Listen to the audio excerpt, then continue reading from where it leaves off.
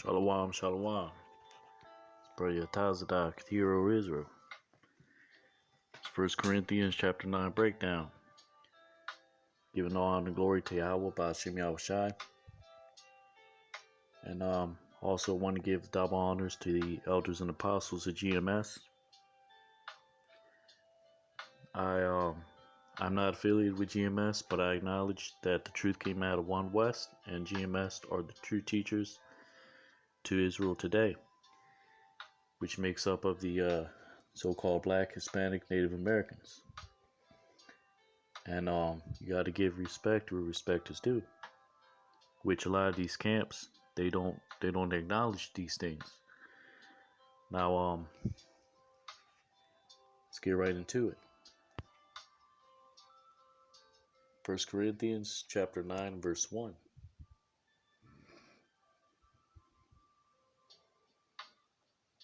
And it reads,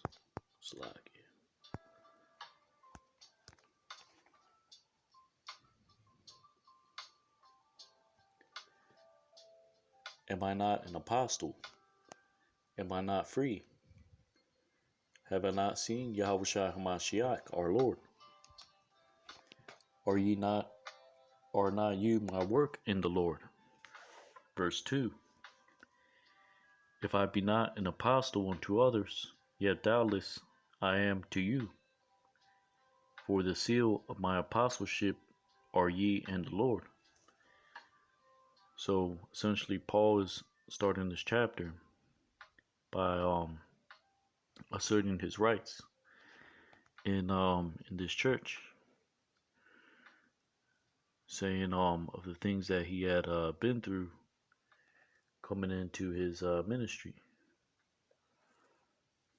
because he did see Yahushua Mashiach on the road to Damascus, and he did say that he's a free man, like mentioned in Acts 22 and 28. Now this chapter is mainly Paul is compelling these various Jews and Israelite foreigners to go and look into the law. Now this chapter isn't necessarily doctrine, but he is compelling these Jews and Israelite foreigners to return into the reading and searching of the law and its various purposes.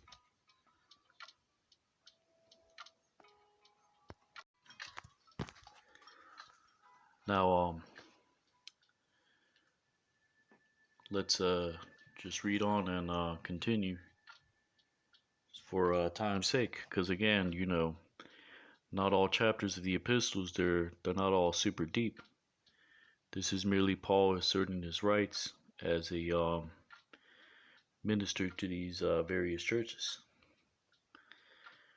So verse 3, it reads, Mine answer to them that do examine me is this: Have we not power to eat and to drink?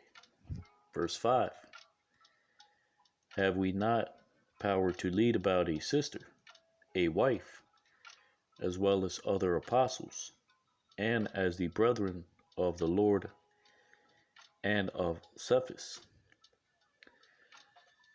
Now essentially what Paul's saying here is that these things that they were doing, specifically, like he said in verse 5, do we not have power to lead a sister or a wife? Meaning in these various congregations, to escort the brethren or the wives of certain individuals. Because again, these were dangerous times during the Romans and the Greeks. Not just by the persecution of their own people, the Jews, but also of these those that were over the Jews, which were the Romans. Now Paul's essentially saying, that they're not being over righteous like the Pharisees were mainly the rulers of the Jews, because Paul is a Pharisee. I mean, he was a Pharisee even during this time because he was born as a son of a Pharisee. So they weren't all Pharisees were not bad, like Gamaliel, which he was in the council in the during this time. He was also a Pharisee, but the point here is Paul is making his assertion to those at Corinth that they're not of those that are over righteous, which were mainly those of the rulers of the Jews, who were strict followers of the law, which was following keeping the law to a T. But they were denying certain aspects, like these Israelite foreigners. They were outcasting them, and through their traditions, they were going contrary to the law. So what Paul's asserting here is that he's making it clear that all in the church, they have power to do these things, whether to eat, to drink. Now you had the rulers of the Jews. They had certain traditions where they had to wash the cups, wash the plates, and wash right before they eat. But those are things that their traditions they were adding to the keeping of the law. So essentially, Paul's saying, we all have power to do these things, all of us in the church, whether lead a sister, a wife, or other apostles. Unlike the rulers of the Jews, they were over righteous, holier than thou men. Now, he also alludes to the law and to the keeping of the law here in verse 6. Now let's read on. 1 Corinthians 9 and 6. Or I only and Barnabas, have not we power to forbear working? Verse 7. Who goeth a warfare any time at his own charges? Who planteth a vineyard and eateth not of the fruit thereof? Or who feedeth a flock and eateth not of the milk of the flock? Verse 8. Say I these things as a man, or saith not the law the same also? Now, before we move on, bring out a precept in 2 Corinthians chapter 3 and verse 3, because this is the point that Paul was making in the verses 3 and verses 3 to 5, which is let's go to 2 Corinthians 3 and 3, which is essentially all in the church had the same power to do these things, unlike the rulers of the Jews, which some claiming that they were those that were in their high positions, they were holier than thou men, which they were too high in position to lead about certain brothers and sisters or to give counsel, which is why they had these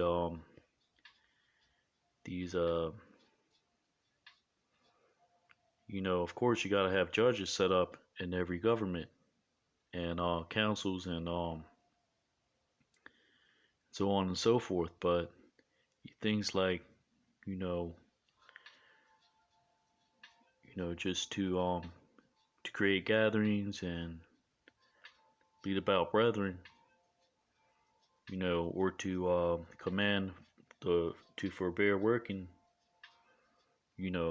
Paul was saying they all have to put their working. Unlike the rulers of the Jews, they had They were too good to do these things, but they were commanding other people to do it. But they themselves were not keeping the things that the law commanded. They were teaching men to do things, and they did them not. They taught them to keep the law, but through their traditions and carnal washings, washing the hands and plates, and so on and so forth, they did these things to be seen of men, which is they were following the letter of the law, but they were denying things like um like justice and equality. Doing things that were that the law considered righteous, like loving your own people, and also to have equal weights and equal measures. But the rulers of the Jews, they were hypocrites. They taught to do, but they did not, which is going into 2 Corinthians 3:3. And this is why Paul taught that even back during the time of Moses, when the law was given to the Israelites, they were following the letter of the law, but the spirit of the law was the spirit of righteousness, which goes into ultimately love your neighbor as yourself. And with that, the other laws are applied, like thou shalt not covet, honor thy mother, thy father, and so on and so forth. Now, but the Pharisees, they were following the letter of the law, and the spirit of the law is the spirit that the law comes in, which is ultimately equal weights, equal measures. And that's the spirit of the law, which is what Paul taught. And this is why he says in 1 Corinthians 9, chapter 3 and on down, is that they all had their part in these congregations. This is why he said each body has a different member, and no member is greater than another. And that's going into the spirit of the law, which is they all had their work to do in the congregation and their part to play. But the rulers of the Jews, they had everyone else do things for them, and they were saying to keep the law, but they themselves were not keeping it according to the spirit, because the letter of the law, which is what the rulers of the Jews were keeping, like offering up sacrifices,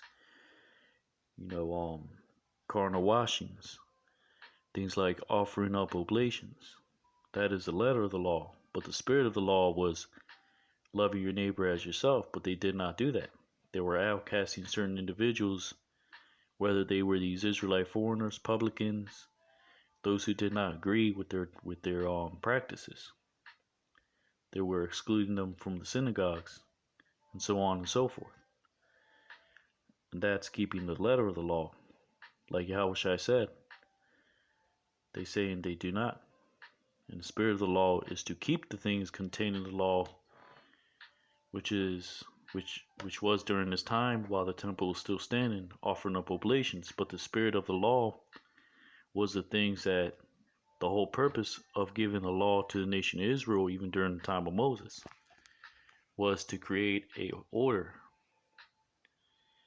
and for the nation to build up itself, for the nation to be built up after they had entered into the Holy Land. That was to set up government, to set up also the building up of each other, which the rulers of the Jews, they got caught up in their traditions. So Paul is saying, don't do like them,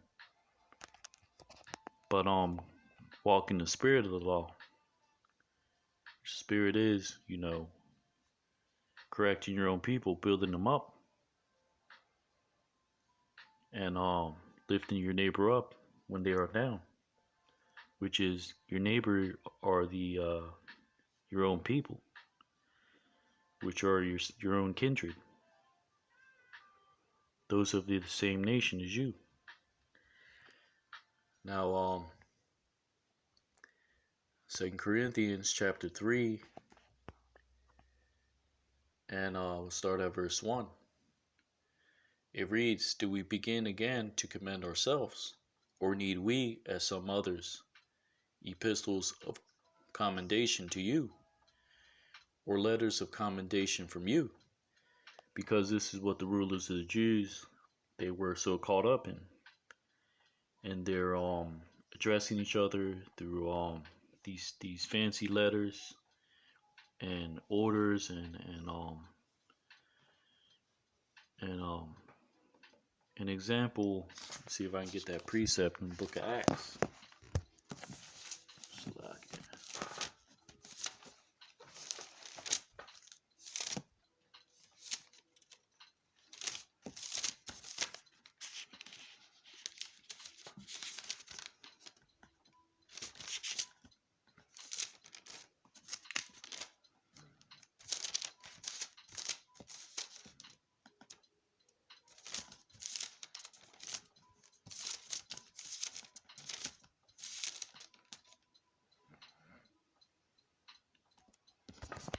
It's book of Acts chapter 9 verse 2.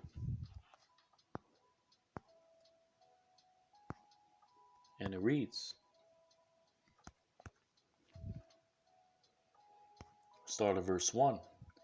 "And Saul, yet breathing out threatenings and slaughter against the disciples of the Lord, went unto the high priest," verse 2, "and desired of him letters to Damascus, to the synagogues, that if he found any of this way, whether they were men or women, he might bring them bound to Jerusalem."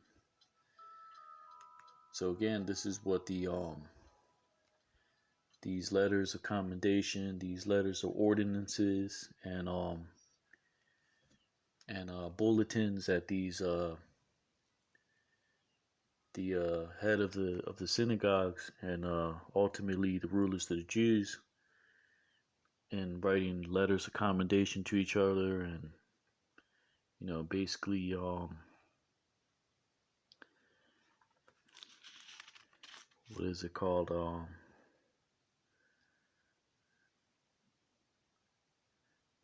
think the term is brown nosing, which is they were kissing each other's behind through these letters, and they were claiming more authority than they were given, and they did all these things to be gloried of men, to be worshipped of men. Now let's go back to 2 Corinthians chapter 3 and verse 3. And it reads, "Do we begin again to commend ourselves, or need we, as some others, epistles of commendation to you, or letters of commendation from you?" So Paul's saying we don't need these things. We don't need to write each other these things, because what we're doing is we're building each other up through the hearing of the word, and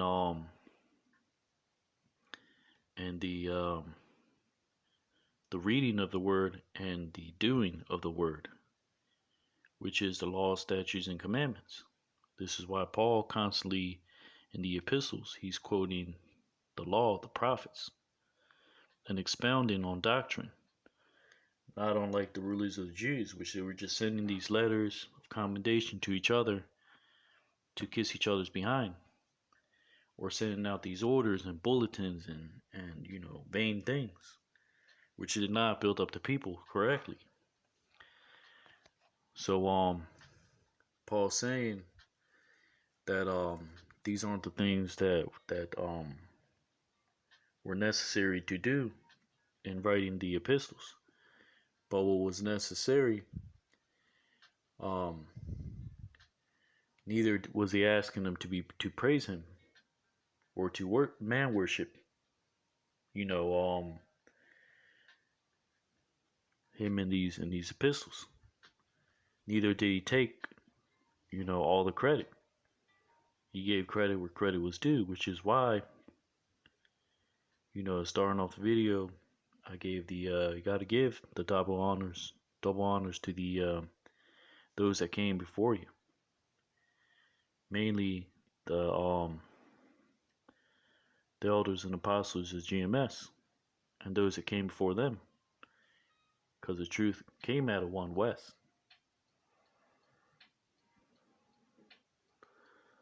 Now, the point is that verse 2, and it reads, "Ye are yet are a epistle written in our hearts, known and read of all men." Verse 3, "For as much as you are manifestly declared to be the epistle of Hamashiach, ministered by us, written not with ink, but with the Spirit of the living God, not in tables of stone." Now he is alluding to the law and the letter of the law. But he's saying we're not just writing you commandments, do this, do that, and orders, but we're building you up the right way. Therefore, we don't need praising to praise ourselves, neither do we need your praise. This is why it says in verse 2, our epistles written in our hearts, and they're known and read of those who read them. Meaning they're understood and in the correct manner. Because in writing to these various Jews and Israelite foreigners and these various congregations, Paul is making known unto them the things that he needs to make known unto them and building them up correctly, which is through the law and through the prophets, the things that Yahushua Mashiach taught. Now, let's read verse 3 again. "For as much as you are manifestly declared to be the epistle of Hamashiach, ministered by us, written not with ink, but with the Spirit of the living God, and not in tables of stone, but in fleshly tables of the heart." Verse 4, "And such trust have we through Hamashiach to God's word." Verse 5, "Not that we are sufficient of ourselves to think anything as of ourselves, but our sufficiency is of the Most High Yahweh." Verse 6, "Who had also made us able ministers of New Testament, not of the letter, but of the Spirit. For the letter killeth, but the Spirit giveth life." Because the letter and the letter of the law, there were certain actions, certain consequences that had to be done if you were to break the law, like stoning and an example is in Deuteronomy, when if a woman was into get in the middle of a scuffle between two Israelite men and grab the man's genitals to stop her from fighting her husband, the other man, she would get her arms cut off. But this is why Yahushua Mashiach, when he came on the scene, and they brought the woman who had committed adultery, who they had accused her of committing adultery. The Jews, Yahushua Mashiach said unto them, "He that is without iniquity, let him cast the first stone." And that is also going into the law, because in the law, the person who actually witnessed it, had to be the first to stone that individual who made the transgression, according to whatever transgression was made in the law. And this is following the letter of the law. And this is why Paul said the letter killeth, because there were consequences for breaking certain commandments. Which when Yahushua Mashiach came on the scene, he's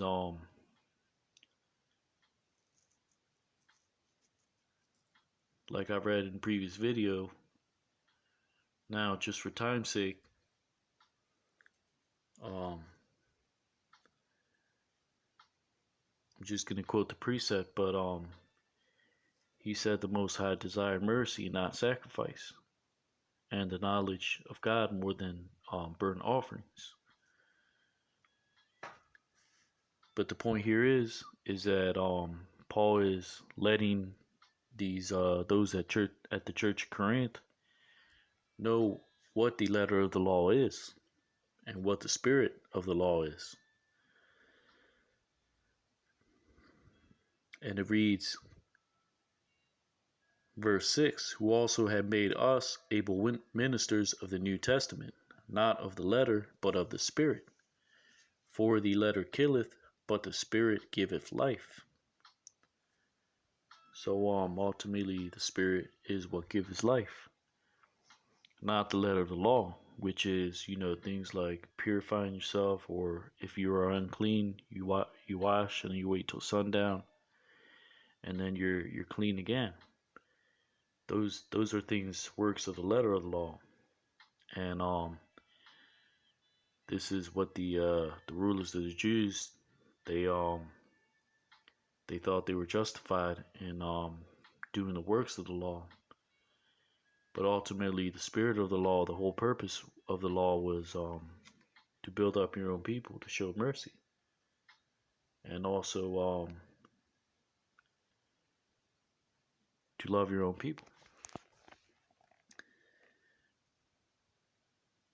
Now, let's read on verse 7. But if the ministration of, or actually, get a precept real quick. Salakia.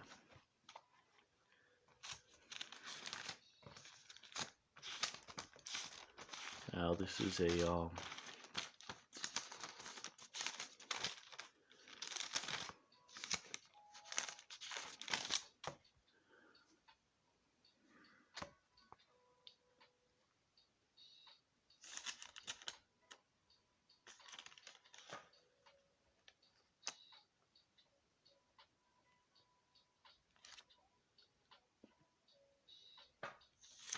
Let's see if I can find it.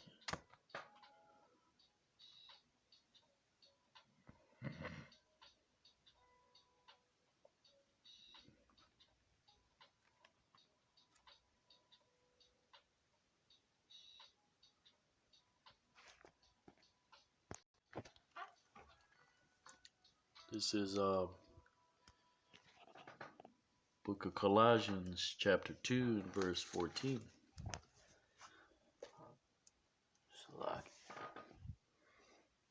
And it reads,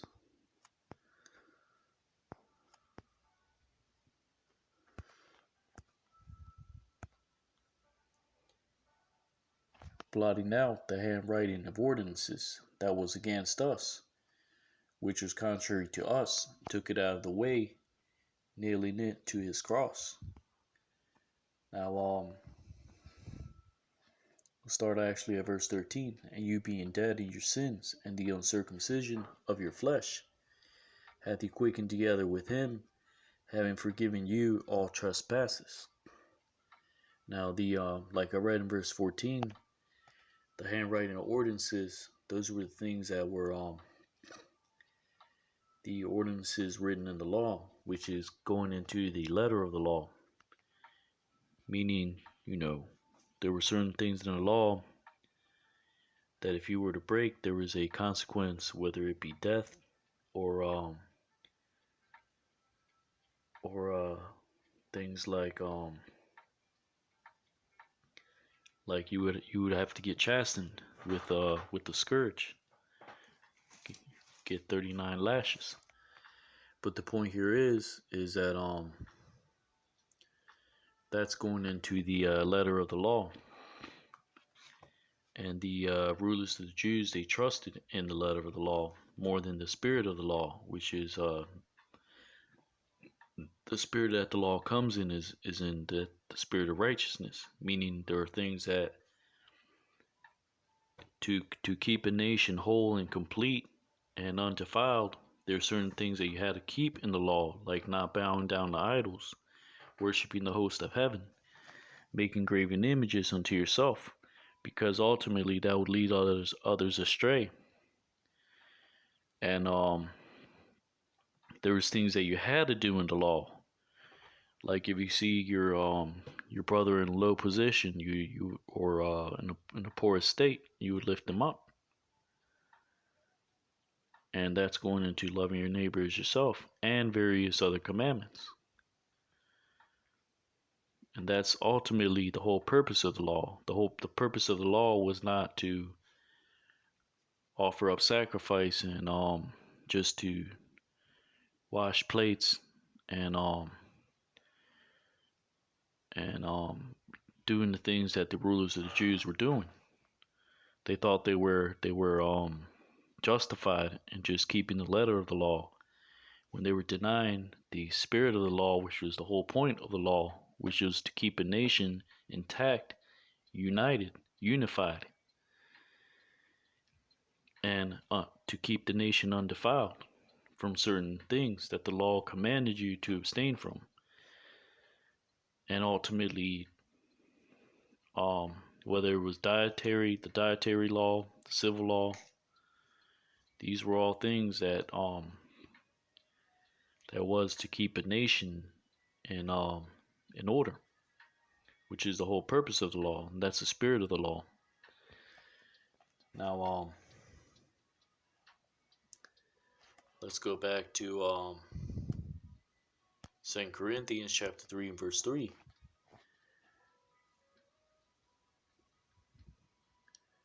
Or actually, let's go down to verse 7. For if the administration of death written and engraven in stones was glorious, so that the children of Israel could not steadfastly behold the face of Moses, for the glory of his countenance, which glory was to be done away. So there were certain things that were to be done away. And the administration of death, those things graven in the stones, in the tablets, there were certain things that were written in order to keep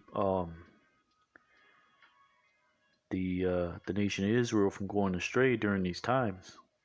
But during the time of Yahushua Mashiach, there were more important things at hand. Because when Yahushua Mashiach came on the scene, he was warning the nation of the coming destruction upon the land. So it was not expedient to just keep everything as it was, as far as the things like animal sacrifice, because there wouldn't be a temple that the Jews would have after the dispersion to keep sacrifice, which is why Yahushua Mashiach had to be that living sacrifice. And also things like,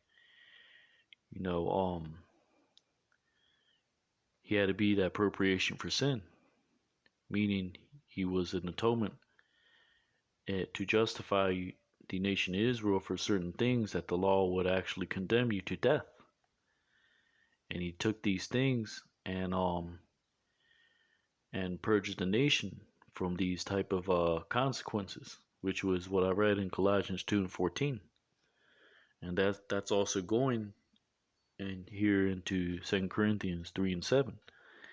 That's part of the letter of the law, the administration of death. Certain things and consequences that were to happen if you were to go off. But now Yahushua Mashiach is that appropriation until the renewal of in the kingdom. And actually in the kingdom there won't be there won't be any going off because the laws will be in the inward parts of the whole nation, and they would be perfect at that time. But the point here is that this is also going into the letter of the law. And this is what Paul is touching on in 1 Corinthians 9 and 3 and on down. So he was ultimately saying, not to be over righteous like these Pharisees were doing, and teaching into the spirit of the law, which is the things that were important, not just the things that were commanded, as far as things that you literally had to do, like offering up sacrifice and carnal washings or baptisms. Because if you go to Exodus 19 and 10, there was a and I'm going to go over that in the next video, but let's go to that precept. Book of Exodus, chapter 19 and verse 10. And the Lord said unto Moses, Go unto the people, and sanctify them today and tomorrow, and let them wash their clothes. So they weren't just washing their clothes, but this was like a ceremonial cleansing, or a baptism, ceremonial washing. And this is going into the things of the letter of the law. But Paul's saying, to walk in the spirit of the law, which is what he was saying, 1 Corinthians 9 and 3 and on down, is that they all have a part to do. And no member is above another. But just like the spirit of the law that it comes in is to keep in order and to keep each other lifted up and to edify each other. Now, let's go to 1 Corinthians chapter 9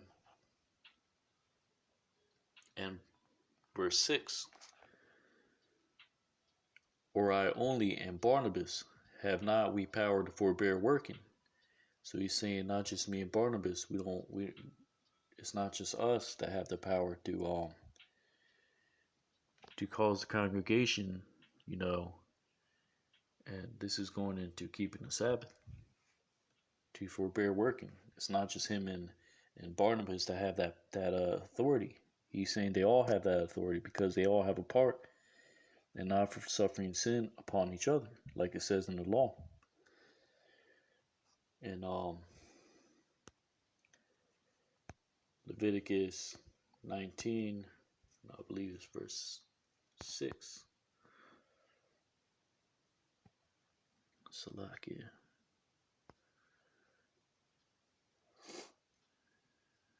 Or actually, Leviticus 19 and 3. Ye shall all fear every man his mother and his father, and keep my Sabbaths. So they had to keep the Sabbaths. They had to forbear working on certain days, which was the Sabbath. And also,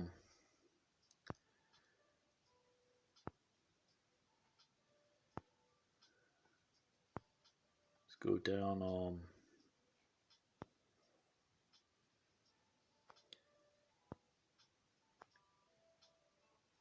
verse 17. Thou shalt not hate thy brother in thy heart. Thou shalt in any wise rebuke thy neighbor, and not suffer sin upon him. So this is what Yahushua Mashiach was doing to the rulers of the Jews when he came on the scene. And that was keeping of the righteousness of the law, keeping the spirit of the law, which is what the rulers of the Jews weren't keeping. They were just keeping things like offering up sacrifices, keeping Sabbaths, perfectly. But they were denying things like not hating your brethren in your heart, which was the Israelite foreigners, those who didn't agree with their practices. And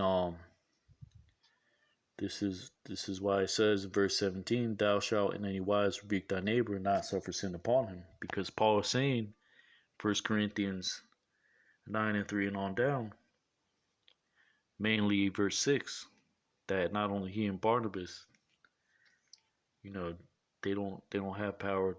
They're not the only ones who have the power to forbear working. It's also an obligation to the whole congregation, and they have to not suffer sin upon each other. So he's alluding to the law. So this is why it's important to know the law. And when you read the epistles, you understand what things are being referenced. Now, let's go to 1 Corinthians chapter 9, verse 7. And it reads, "Who goeth a warfare any time at his own charges? Who planteth a vineyard and eateth not of the fruit thereof? Or who feedeth a flock and eateth not of the milk of the flock? Say I these things as a man, or saith not the law the same also?" Salakia.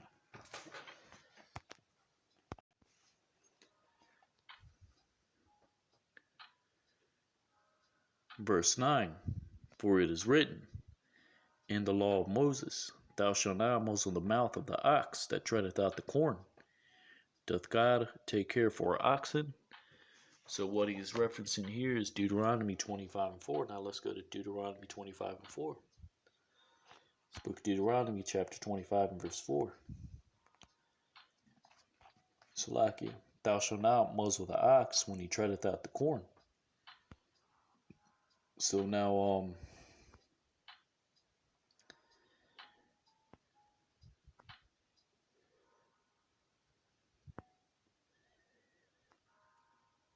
the example here is, you're not to cover the ox's mouth when he's running to the cornfields and doing the field work, because he's supposed to also eat off the cornfields as he's working to get that energy going. Now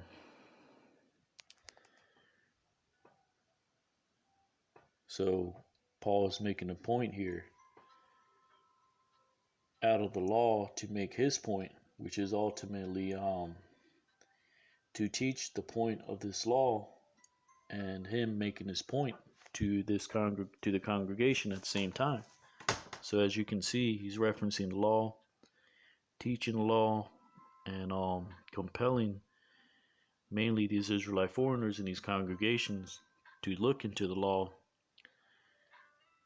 and compelling these Jews in these congregations to build up these Israelite foreigners in the law through what? Through the examples that he's given. 1 Corinthians 9 and verse 10.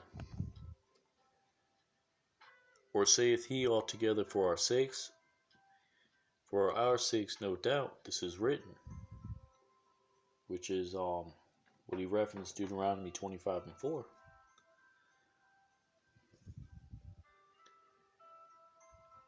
"That he that ploweth should plow in hope, and he that thresheth in hope should be partaker of his hope."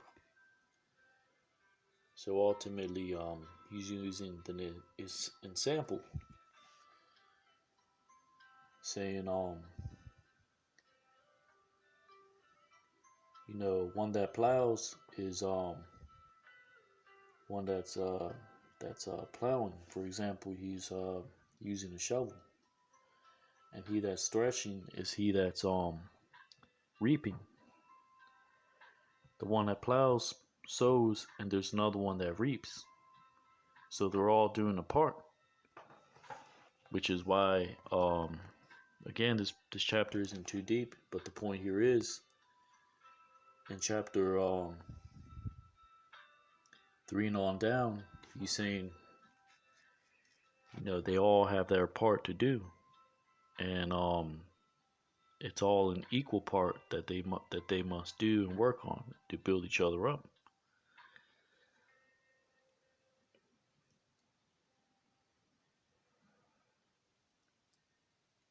Verse verse 11: If we have sown unto you spiritual things, is it a great thing if we shall reap your carnal things? So what he's doing here, he's sowing, meaning he's planting spiritual things in their mind, compelling them to meditate on the law. Because that precept, Deuteronomy 25:4, was not just written just for that time. It can still be applied today. If you meditate on the law, you see that one who is working, also has to, which one that is planting also has the right to reap. Meaning, this is why he said in verse 7, who planteth the vineyard and eateth not of the fruit thereof. So these are examples that he's using, and you can still apply that law today. Deuteronomy 25:4, even though it's referencing to oxen.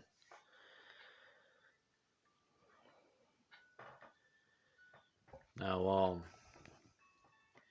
it reads, verse 11, we have sown unto you spiritual things. Is it a great thing we shall reap your carnal things? Now, the carnal things are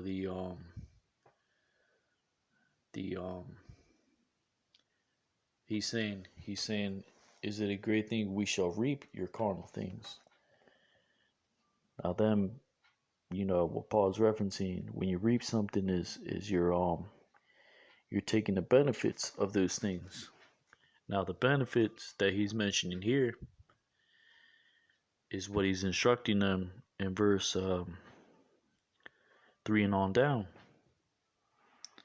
The carnal things are the carnal works of the law, which are also important, because it is important to keep the Sabbath. You refresh yourself on the Sabbath. It is important to eat and drink. You do that on the holy days. You have to forbear working on the Sabbath. So there's a time to sow and a time to reap. And sowing, the example he's using in sowing or planting a vineyard, is he's instructing them to plant spiritual things in each other's minds through the law, through the meditation of the law and the prophets. And the reaping of the carnal things, those are the carnal works of the law. Meaning there's also not just things you meditate on in the law. There's things you actually have to do. Take out of the law, so you're reaping out of the law, and the fruits of the vineyard that you're taking out, you're doing something with them. Whether you're feeding cattle, whether you're eating the fruit. So you see all these things go hand in hand, because Paul is sowing spiritual things to them, and he's also reaping the carnal things, meaning he's building them up spiritually, and through their works he's seeing their works being manifest and them keeping the law, which is what he says in verses 5 and on down. So this isn't super deep, but these are things that chapters like these, you have to know the law, and you have to meditate on the law constantly to know what is being referenced and what Paul is expounding on. Now, if you're just reading the epistles and you're not studying the law, this may seem like gibberish.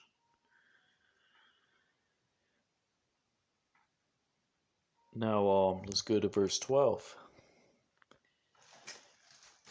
It reads, 1 Corinthians 9 and 12, if others be partakers of this power over you, are not we rather? Nevertheless, we have not used this power, but suffer all things, lest we should hinder the gospel of Mashiach.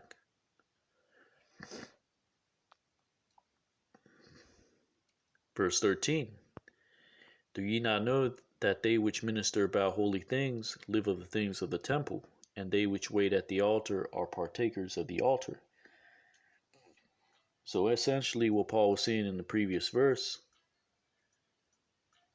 Paul's saying that they're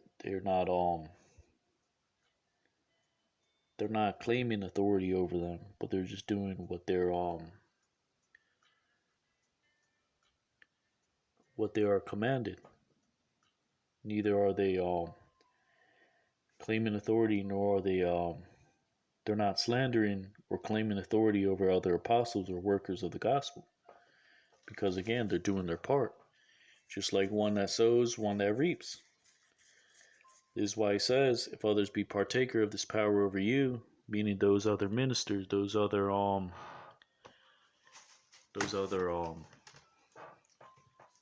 teachers, are we not rather? Nevertheless, we have not used this power, but suffer all things, lest we should hinder the gospel of Mashiach. Meaning, the main topic in Paul's epistles is not to slander other individuals, although he mentions the rulers of the Jews several times, not directly, but he mentions of their works. But the point here is he's in order not to hinder the gospel, he doesn't go into that too much. He's doing what needs to be done. Neither does he claim authority over other of the ministers and teachers, because he said, 1 Corinthians 4 and 2, moreover, it is required of stewards that a man be found faithful.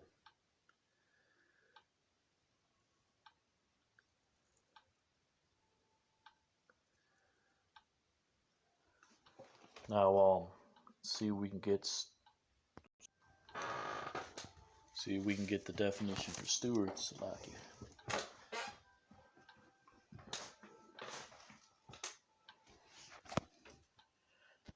So the definition for steward here is, bear with me.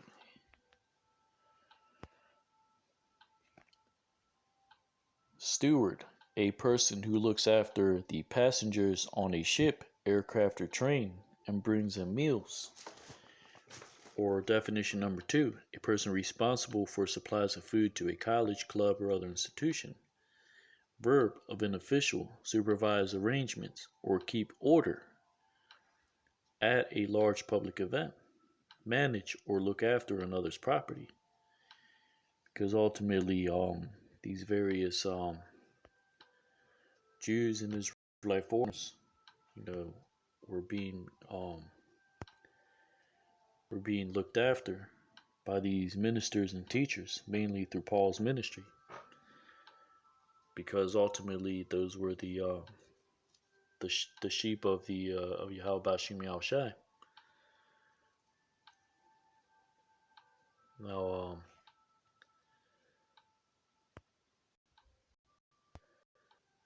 so let's go back to chapter 9 and verse 13. Do ye not know that they which minister about holy things live of the things of the temple, and they which wait at the altar are partakers of the altar? Because again, like it says in Leviticus 18 and 5, this book of Leviticus, chapter 18, verse 5. Ye shall therefore keep my statutes and my judgments, which if a man do, he shall live in them. So this is what the rulers of the Jews were not doing. They weren't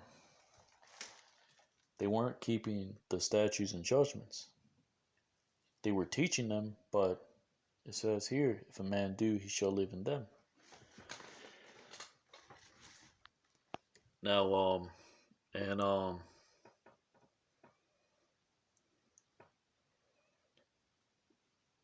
which is, coincidentally, this was close to Leviticus 18 and 7, uncovering the nakedness of your father, which is what that man did in chapter 5, and verse 1.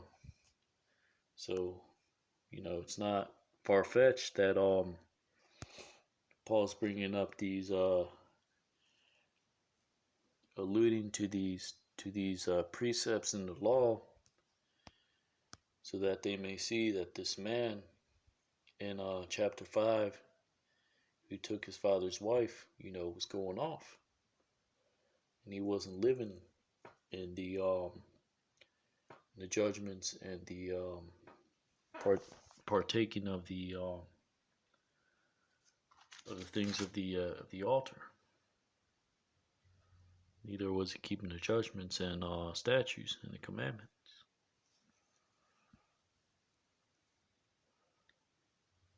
Now let's go to the book of Romans, chapter 10 and verse 5. This book of Romans, chapter 10 and verse 5. And it reads, For Moses describeth the righteousness which is of the law, that the man which doeth those things shall live by them. So again, Paul's alluding to the same thing here in Romans 10 and 5 that he alluded in 1 Corinthians 9 and 13, which is things out of the law. Now let's go back to 1 Corinthians chapter 9 and verse 14. And it reads, Even so hath the Lord ordained that they which preach the gospel should live of the gospel. And ultimately, this is how you know the spirit of truth and the spirit of deception. Because you have to live out of the holy things. And if you're partaking at the altar, if you wait at the altar, you have to partake with the things of the altar, which is the law, statutes, and commandments. And that's the ultimately how you know the spirit of truth and the spirit of error. Because the so-called religion does not have the spirit of truth. That's the spirit of deception, the spirit of this world. Now, and philosophy, that is deception. 1 Corinthians chapter 9, verse 15. But I have used none of these things, neither have I written these things, that it should be so done unto me. For it were better for me to die than that any man should make my glory void.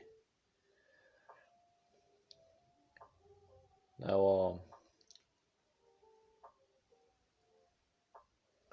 verse 16.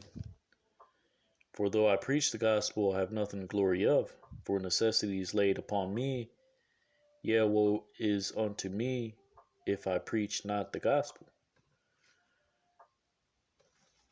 So essentially, like it reads in verse 17, For if I do this thing willingly, I have a reward. But if against my will, a dispensation of the gospel is committed unto me. Now, essentially saying,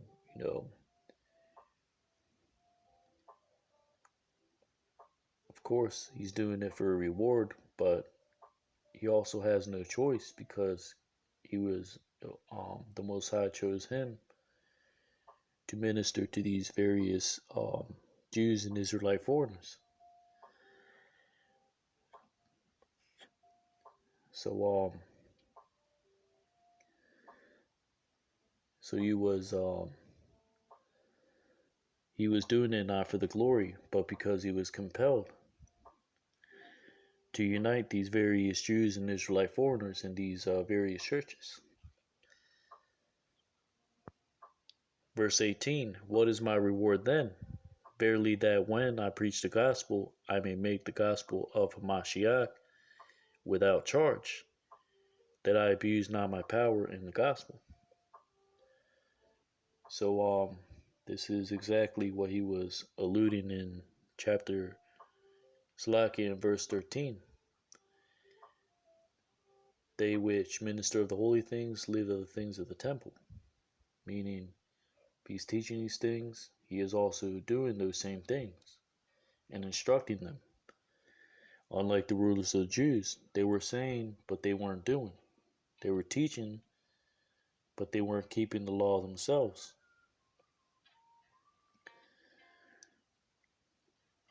Verse 19. For though I be free from all men, yet have I made myself servant unto all, that I might gain the more, because Paul was a free man. But yet he brought himself low for the sake of uniting these two groups. Neither did he think of himself as claiming authority over other teachers and over other workers in these various congregations. But he was saying, like he started off the chapter, in verse 3 and on down, you know, they all have in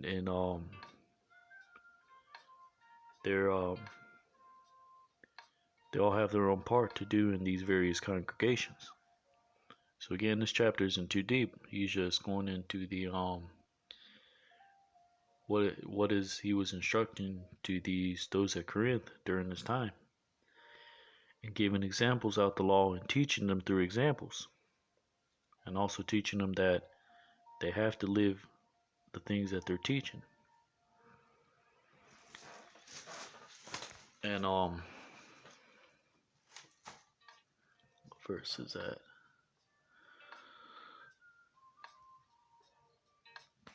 Let's go down to verse 20. And unto the Jews I became as a Jew, Salakia, that I might gain the Jews. To them that are under the law, as under the law. To them that are without law, as without law, being not without law to the Most High, but under the law to Hamashiach, that I might gain them that are without law. Verse 22, to the weak became I as weak, that I might gain the weak. I made all things to all men, that I might by all means save some. So Paul was becoming all things to all men, whether they were practicing Jews or Israelite foreigners, so that he might gain them. This is why he said in let's go to 1 Corinthians chapter 7 and verse 18. Is any man called being circumcised, let him not be uncircumcised. Meaning, if any man that comes into this congregation is a Jew, practicing Jew, already keeping the law, let him not become as these Israelite foreigners. Meaning, he's saying let him continue in what he was doing, but let him get built up also the right way, unlike the rulers of the Jews. Is any called in uncircumcision? Meaning any Israelite foreigner called into this congregation in uncircumcision, meaning they had no knowledge of the law, they weren't keeping the law, neither were they physically circumcised. This is why I said any called in uncircumcision, meaning they were coming in, they were new to the law, they had no prior knowledge of the law, neither were they keeping the law. he said, let him not be circumcised, meaning let him not literally cut his foreskin right away, but he has to get built up first before and before he keeps the letter of the law. Let him get built up in the spirit of the law. Verse 19, circumcision is nothing, and uncircumcision is nothing, but the keeping of the commandments of the Most High.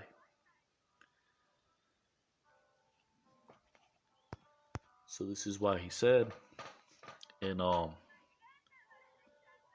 verse chapter 9, verse 20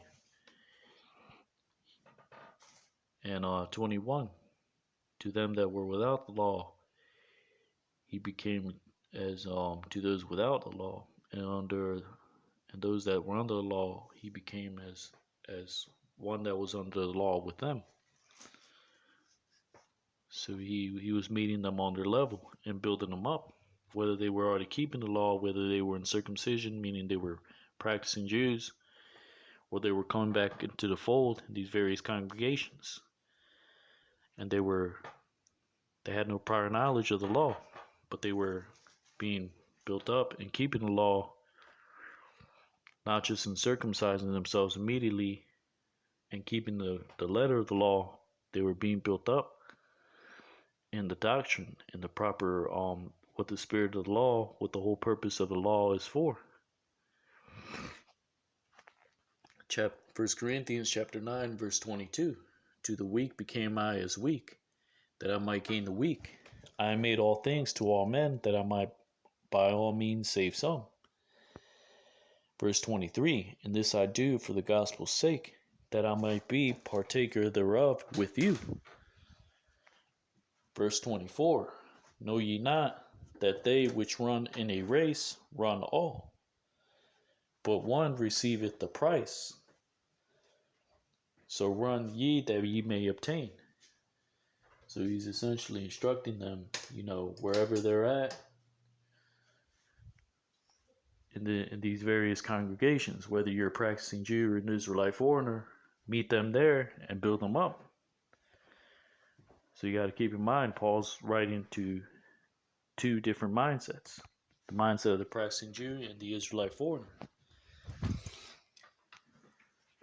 So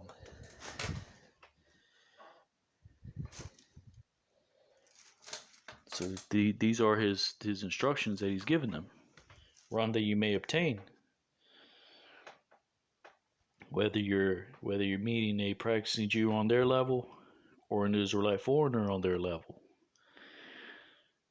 and they were to build each other up in these various congregations. Verse 25. Actually,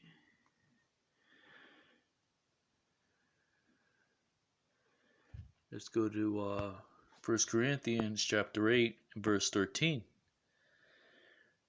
Whereof if meat make my brother to offend, I will eat no flesh while the world standeth, lest I make my brother to offend. Because again, he was even teaching, and this was what he was teaching in these various congregations, to build each other up, to meet each other at their own level, and not break the faith one of another. Now,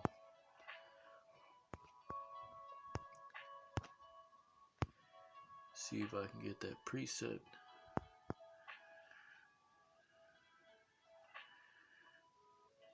I believe it's in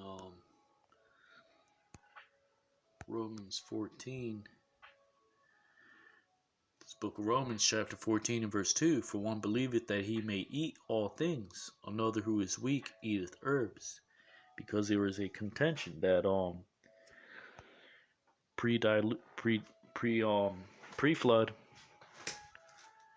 that all that Adam, starting from Adam, was commanded to him to eat was the herbs of the field, and every herb bearing seed. So there was actual practicing Jews that did believe that they can only eat the herbs of the field, except on the holy days like Passover, where you had to eat lamb as a ceremonial for ceremonial purposes. And there were those that could Romans 14:2, because it was contained in the law after the flood that there was animals to be separated, unclean and clean animals.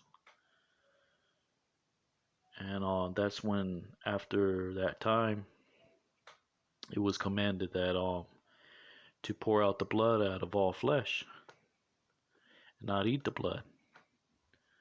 So there was a contention even during this time. Now, I believe I went over it in the Romans 14 breakdown if you want to check it out. Brought out from some precepts from Genesis. But for time's sake, let's go back to 1 Corinthians 9:24. Actually, let's see if I can get this precept.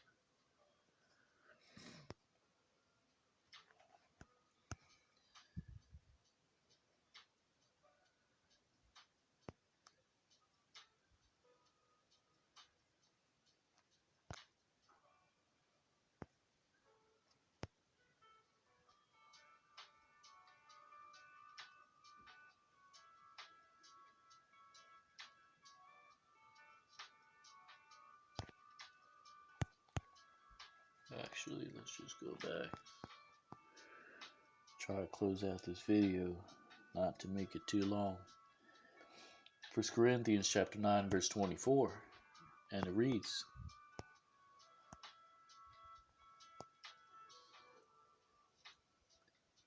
"Know ye not that they which run in the race run all, but one receiveth the prize? So run that ye may obtain." Verse 25, "And every man that striveth for the mastery is temperate in all things. Now they that do it to obtain a corruptible crown, but we an uncorruptible." Verse 26, "I therefore so run, not as uncertainly, so fight I, not as one that beateth the air." Verse 27, "But I keep under my body and bring it into subjection, lest by any means, when I have preached to others, I myself should be a castaway."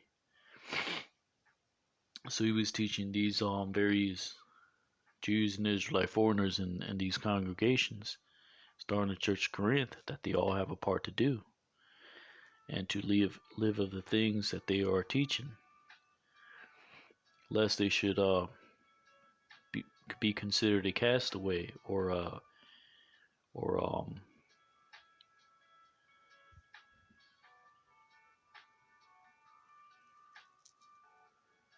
actually, let me get that precept. Create stumbling blocks to those that were newly coming into the fold. Like he said in chapter 8, verse 9, "But take heed lest by any means this liberty of yours becomes a stumbling block to them that are weak."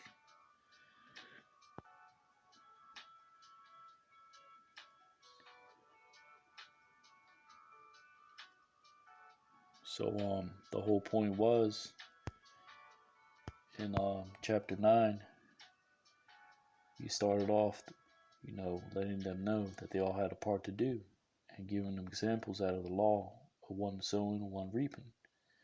That's what they were to do amongst each other, to plant spiritual things amongst each other and reap carnal things, meaning works containing the law, to each other. And to live of the things that they were teaching, not to be hypocrites like the rulers of the Jews. And he inserted himself in that narrative.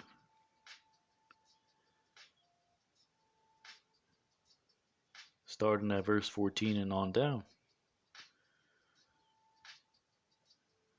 And so that's the whole point of this chapter. Now, see if I can get this last precept. Book of Acts, chapter 15, verse 20. But that we write unto them that they abstain from pollutions of idols, and from fornication, and from things strangled, and from blood. For Moses of old time hath in every city them that preach him, being read in the synagogues every Sabbath day. So again, this is going with what he was instructing these various churches.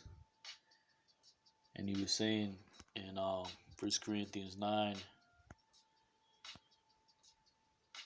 and 4 and on down, have we not power to eat and drink, to forbear working, to lead about a brother, a sister, or a wife, as well as other apostles, to lead each other to what? To go hearing of the law, to keep the Sabbaths, to keep the high holy days, and to build each other up. And in the meantime, in the same time, sowing unto each other spiritual things, and building each other up, and reaping of the carnal things, meaning the carnal works of the law, showing your faith through your works, showing the things that you learn by your actions.